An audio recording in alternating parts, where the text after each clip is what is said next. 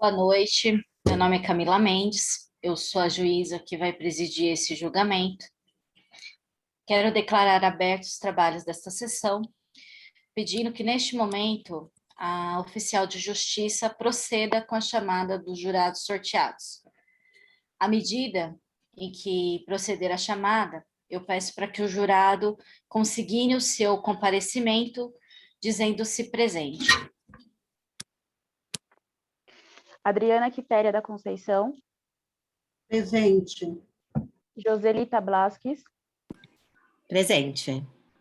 Graziele da Silva Alves, Presente. Tendo comparecido o número mínimo legal, declaro então instaurada essa sessão. Quanto aos jurados faltosos, eu aplico a multa de um salário mínimo e estes já ficam sorteados para a próxima sessão. Será submetida a este julgamento a ré Bárbara Ayamara Leite Linaja. Peço ao senhor oficial de justiça que proceda com o pregão. aos 12 dias do mês de abril do ano de 2021, será submetido ao julgamento o processo de número 050-2021, movido pelo Ministério Público Estadual contra a ré Bárbara Aymara Leite Ninaja, que deverá responder pelo crime de homicídio simples com dolo eventual, nos moldes do artigo 18, inciso 1º, e do artigo 121, Código Penal, tendo como vítima a menor Janaína da Silva Abrantes, de 10 anos. O julgamento será presidido pela meritíssima juíza de direito Camila Mendes. Atuará na acusação o doutor Idelfonso da Silva, promotor de justiça, e na defesa o doutor Elias Medrado Aguiar, defensor público.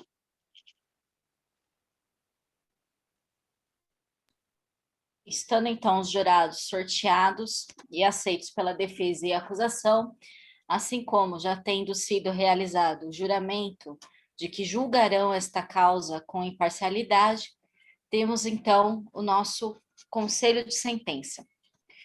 Peço então que todos se mantenham em silêncio, não troquem informações entre si e tudo que os senhores precisarem saber referente a este processo estão disponíveis nas cópias dos autos que foi distribuído e entregue para cada um de vocês. Alguma dúvida? Não tendo sido, então, manifestada nenhuma dúvida dos senhores jurados, nós vamos dar início agora, então, ao nosso processo interrogatório. Eu peço que a acusada abra sua câmera.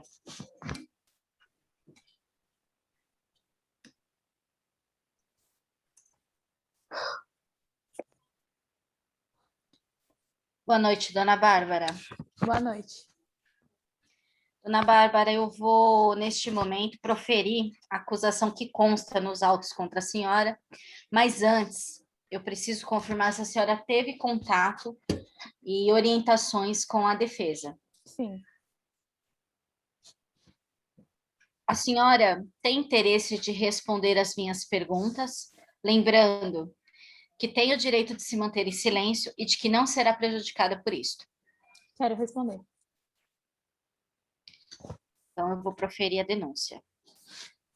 A denúncia diz que no dia 12 de março de 2020, aproximadamente às 6h55 da manhã, a senhora voltava de uma festa juntamente com uma amiga e que conduzia um veículo automotor de sua propriedade, quando se deparou repentinamente com a travessia da vítima, não havendo possibilidade alguma de frenagem, resultando no atropelamento e morte da menor Janaína da Silva Abrantes.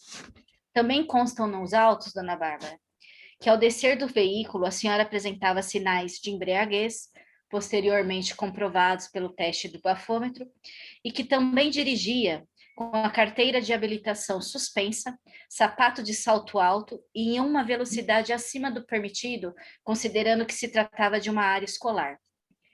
Foi isso mesmo que aconteceu, dona Bárbara? Sim, eu voltava de uma festa, eu estava em condições de dirigir, e eu fui levar essa amiga que mora até aqui em Carapicuíba até a casa dela. Eu não estava em alta velocidade, eu estava em uma velocidade normal. Só que eu não conheço a região, eu não sabia que havia uma escola próximo, também não havia nenhuma placa.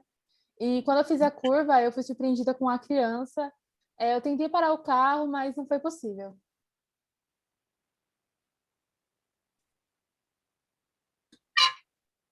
Dona Bárbara, consta nos autos do processo, que no dia do atropelamento, a senhora já estava com a carteira de habilitação suspensa, justamente por ter excedido o limite de velocidade em uma outra ocasião.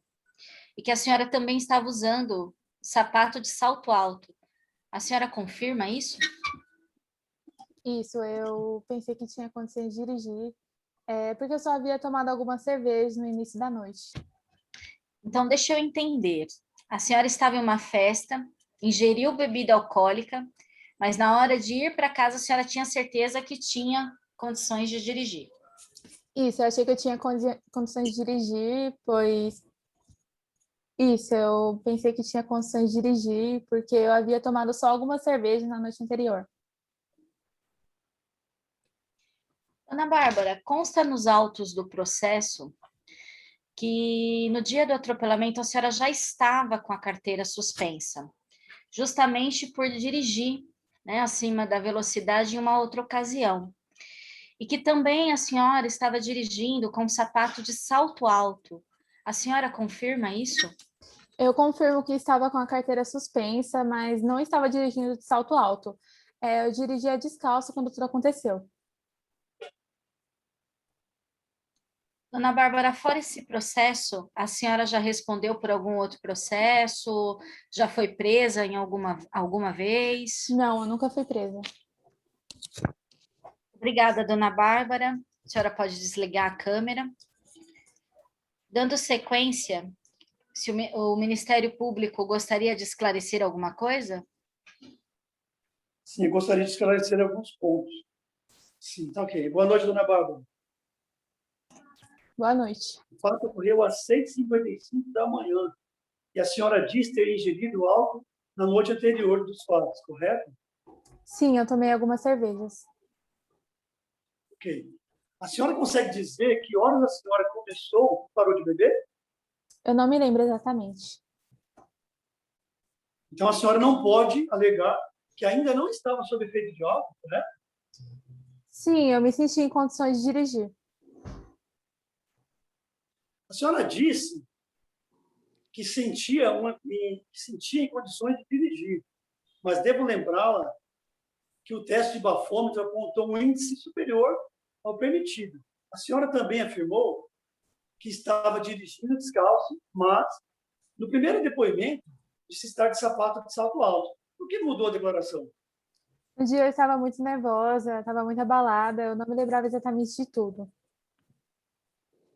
E agora, a senhora lembra? Um ano depois, a senhora lembra? Lembro um pouco mais. Outro ponto que a senhora disse, não conhecer a região, mas estava levando uma amiga que reside no município em que estava. Então, foi a primeira vez que a senhora levou essa amiga? Sim, foi a primeira vez. E ela não orientou a senhora como chegar na casa dela?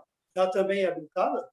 Não, eu coloquei o caminho no Waze e fui seguindo conforme as imagens da tela, porque a gente estava escutando música. E sim, ela é habilitada, mas ela não possui veículo.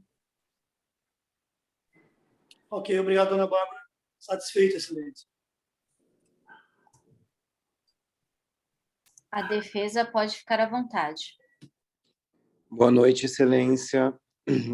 Dona Bárbara, a senhora tem consciência de que o acidente vitimou uma criança. No dia do ocorrido, a senhora se negou a prestar socorro à vítima? Boa noite. Não, eu desci do carro e liguei para a emergência na hora. Eu só não permaneci no local porque a mãe e algumas pessoas que estavam no local começaram a me ameaçar. Então, eu fui para o comércio mais próximo que havia e aguardei a chegada da polícia. Então, a senhora teve condições de descer do carro, ligar para a emergência na tentativa de prestar um socorro rápido, certo? Certo. E a mãe da criança estava presente no local? Sim, ela estava. Sem mais perguntas, Vossa Excelência.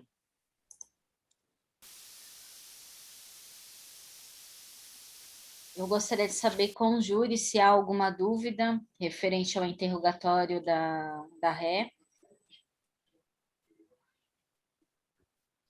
Considerando, então, que o júri declarou não haver dúvidas na declaração das testemunhas, como também no interrogatório da acusada, nós vamos proceder agora aos debates entre a acusação e a defesa. Começando pela apresentação dos fatos pela acusação, seguidos da defesa. A acusação fica à vontade. Boa noite. Baseando-nos nos autos do processo, eu peço aos senhores jurados que façam uma viagem no tempo que volta no dia 12 de março de 2020, onde uma criança de apenas 10 anos está acompanhada de sua mãe a caminho da escola. Quando, de repente, em um gesto involuntário, ela escapa das mãos de sua genitora, corre para a rua, é atropelada por um veículo automotor e, devido ao alto impacto, ela morre ali mesmo no local. O veículo em questão era conduzido pela ré, senhora Bárbara, de 22 anos, que voltava de uma festa ocorrida entre a noite anterior e a madrugada do dia do ocorrido. Uma festa em que a ré confessou ter ingerido bebida alcoólica, o que mais tarde veríamos comprovado com o teste do bafômetro realizado pela policial militar Grazielli, que o índice estava acima do permitido. E aqui não estamos apenas falando de números e porcentagens, mas sim de perder controle, os reflexos do próprio corpo. Talvez isso não seja suficiente para incriminá-la. Mas e o fato da ré estar dirigindo com a carteira de habilitação suspensa, lembrando que o motivo dessa suspensão foi justamente por dirigir acima dos limites de velocidade, e que no dia do ocorrido, de acordo com testemunhas, inclusive da policial militar Grazielli, a mesma estava acima dos limites de velocidade permitidos pela lei. Ora, não seria, então, a alta velocidade que excede as normas de trânsito aliada à embriaguez no volante o motivo? Afinal, o egoísmo, a torpeza no comportamento em dirigir nessas condições já permite a representação do ato lesivo e dos riscos de lesar o bem jurídico. Neste caso, a vida de uma criança de apenas 10 anos de idade. Devo lembrar, senhores, que essa criança, a vítima de toda a situação, não pode ser responsabilizada por produzir sua própria morte. Assim como sua genitora não pode responder pela mesma, como a defesa pretende apontar, comparando o pequeno descuido da mãe com a conduta da ré.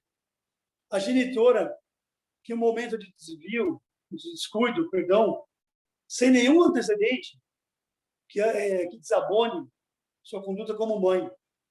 A ré já havia infringido as leis de trânsito e voltou a infringi-las em seus artigos 162, 252, 306, artigo 1º, itens 1 e 2, artigo 311 do Código de Trânsito Brasileiro.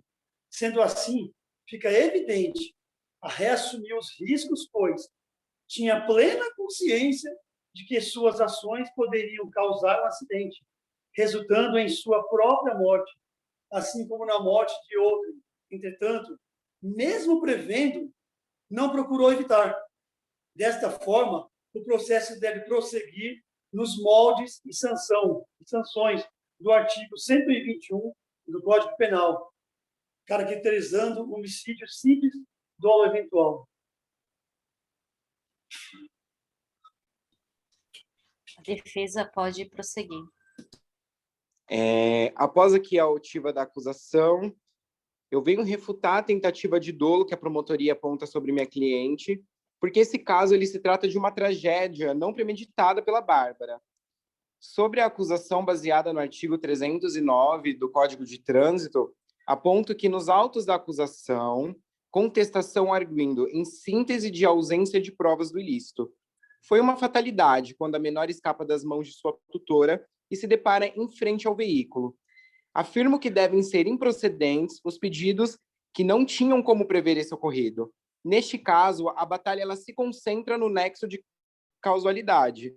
e analisando detidamente todos os documentos e depoimentos prestados pelas partes e testemunhas, não há outra conclusão senão a de que a autora não comprovou que a ré tinha concorrido para o acidente que vitimou a criança. Os meios de prova confirmam que a genitora da vítima não agiu com cautela na guarda da infante, que estava sob sua responsabilidade naquele fatídico momento. Também, como relatado pela acusação, minha cliente desce do carro com um salto alto, que me aparenta uma argumentação muito carregada de desonestidade intelectual, a fim de convencer o júri de que Bárbara pouco se importava com sua conduta. Mas a testemunha ao lado também relata o momento em que Bárbara coloca o sapato para descer do carro. E digo mais, a CNT não deixa em específico infração ao dirigir de salto para que minha cliente se enquadre no artigo 252, parágrafo 6. Ou seja, precisaríamos ainda de outros meios de provas da acusação, e ainda digo sobre provas materiais, porém ainda acredito que seja irrelevante, uma vez que o crime foi testemunhado. A ré não fugiu do local e não se recusou a prestar socorro à vítima. Foi realizado o teste do bafômetro, onde apresentou o teor mínimo tolerado, o de 0,4, que não se caracteriza a infração ainda. A ré se sentia disposta ao dirigir, pois havia ingerido a bebida alcoólica no início da noite e parou no decorrer da festa que estava. A bebida não foi a causa do acidente. Foi apenas um momento de distração, que não mudaria o destino daquele dia. A via não tinha sinalização, e por se tratar de uma grande avenida e de boa estrutura, a acusada mantinha uma velocidade padrão, conforme o artigo 61, parágrafo 1º da Lei 9.503, e não tinha conhecimento de que se tratava de uma via escolar. Enfim, eu venho a júri pedir clemência por Bárbara, mulher que é mãe, dotada de boa índole, responsabilidade, que só estava na hora errada, no local errado quando ocorreu o acidente. Não é justo que uma mulher que não fugiu de sua responsabilidade civil seja tratada como uma homicida por dolo. Peço que reconheçam a culpa de minha cliente. Bárbara nunca teve pretensão de se ausentar das consequências dessa tragédia. E não é justo que esse acidente tome proporções maiores, com maiores prejuízos aos bens jurídicos de sua família, como a vida de sua filha, a integridade física da mulher no meio carcerário. Não vamos deixar que a situação de Bárbara resulte em uma pena injusta e exagerada por causa de uma emoção momentânea em busca de uma justiça baseada na revolta pública. Obrigado. Senhores jurados, tem alguma dúvida em relação aos debates?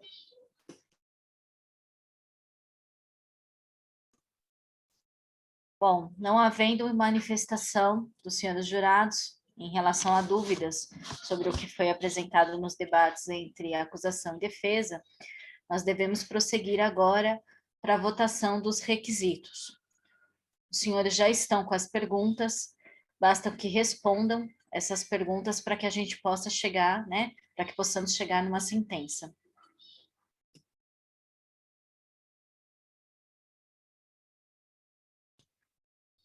Agora que todos os quesitos foram esclarecidos, os senhores puderam votar, eu peço para que a ré abra a câmera para que a gente possa proferir, então, a sentença.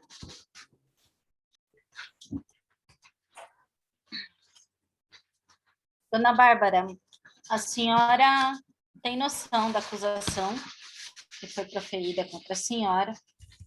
Eu vou agora ler, né, a sentença a qual nós chegamos aqui diante da sua conduta. A acusada foi pronunciada no artigo 18, inciso 1º, e caput do artigo 121 do Código Penal, porque no dia 12 de março de 2020, por volta das 6h55 da manhã, na rua Ministro Nelson Hungria, Chácara Quiriri, no município de Carapicuíba, estado de São Paulo, a mesma conduzia um veículo de pequeno porte e de sua propriedade. De acordo com testemunhas, A denunciada estava em velocidade considerada inadequada nas proximidades da área escolar, que, aliada à repentina travessia da pista por vítima menor, impossibilitou a frenagem do veículo, resultando no atropelamento e morte de Janaína da Silva Brandes, de 10 anos. O Ministério Público do Estado requereu a condenação por homicídio simples com dolo eventual, nos moldes do artigo 121 do caput do Código Penal. Considerando que a ré infringiu o Código de Trânsito Brasileiro em seus artigos 162, inciso 2º, 252, 306, inciso 1º, itens 1 e 2 e 311, assumindo assim os riscos, pois tinha plena consciência de que suas ações poderiam causar um acidente, resultando em sua própria morte, assim como na morte de outrem. Entretanto, mesmo prevendo os resultados, a acusada não procurou evitar.